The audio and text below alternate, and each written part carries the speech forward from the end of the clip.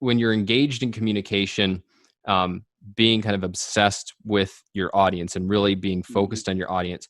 And so I want to, I like, this has been a point that a lot of objectivists have made and a lot of the liberty movement has made over the years. And so it shouldn't sound like a foreign idea of be focused on the audience, but I think it's widely misunderstood or not. People don't get how big a commitment that is and how different it is from what we usually do. So I'm going to describe what I call, I don't have a sexy name for it yet, but it's like pseudo connection to the audience. And then maybe you can share sort of what you take to be a focus on the audience. And so, what I see is that people who think that they're being connected to the audience, they'll kind of abstractly appeal to their values. Like, you need philosophy because it's a guide to life that will help you achieve happiness in your career and your romance. So they'll kind of just state the logical connection between what they're trying to promote. Or you need liberty because it will make you more prosperous and happy. And then they'll also, when it comes to explaining that, they'll define their terms. So they'll try to, say like, look, by philosophy, I mean this, by virtue, I mean that. And they'll even give examples sometimes, although often not enough, but sometimes they'll give examples. But the way I think about it is that what they're not doing is tracking the thoughts and values of the audience.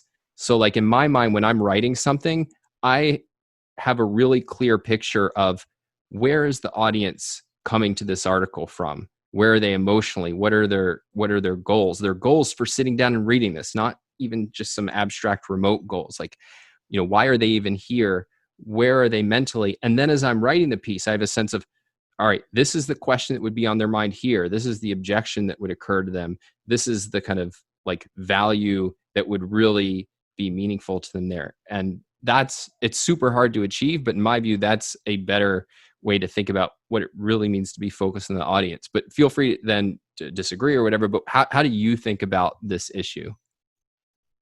Well, there's a lot there, so I'll try to address as much as I can. I have a bunch of kind of thoughts and actually real challenges about a lot of that stuff, because that is the framework that I hear most from people who want to teach about communication, right? Like things like you have to add motivation to your piece in order to get your audience interested in it. That to me is a bizarre way of thinking. It's like, imagine if you went on a dating site and you said, you want to date, and you say, I have to make myself more interesting to people so that they'll tolerate me for a first date or something. I don't know.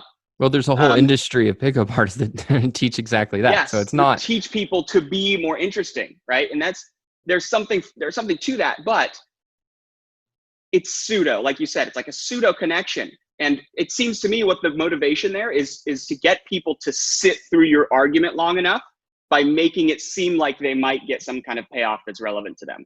So people who do that, I think, generally are, in some way, they're balancing this idea that my ideas are super boring and no one would just listen to them straight out.